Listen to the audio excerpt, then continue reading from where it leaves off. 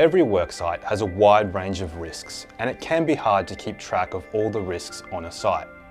Without knowing that a risk exists, it is impossible to control effectively.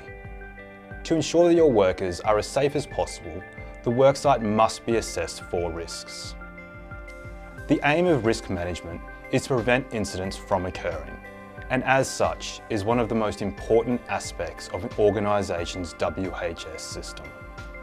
There are 4 key steps to effective risk management: hazard identification, identifying what could cause harm to workers; risk assessment, assessing how likely the hazard will cause harm; control, applying controls to eliminate or reduce the risk to workers; and review, regular review of all control measures for effectiveness, as well as reviewing the site to ensure all hazards are identified.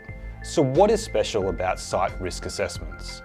Many organisations keep pre-completed risk assessments for particular tasks, such as welding. These generic documents only assess the risks that relate specifically to that task.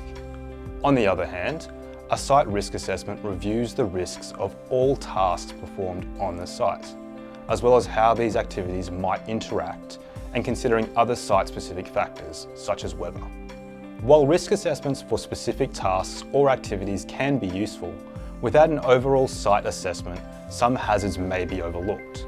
For example, in a situation where 2 tasks are to be performed on a work site at the same time, each worker may perform their own risk assessment, considering the risks of their own task, but may fail to take into account the hazards arising from the other activity.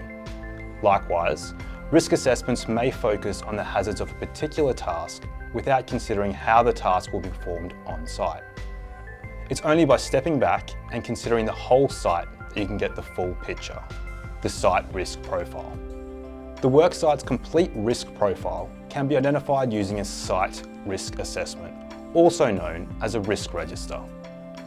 A formal site risk assessment has a number of key items, though they may vary between organisations.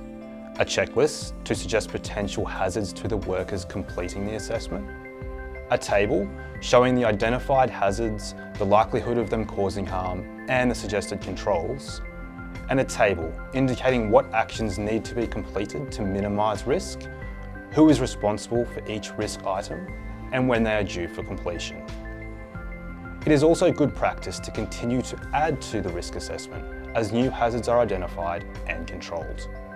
In workplace health and safety, prevention is better than cure.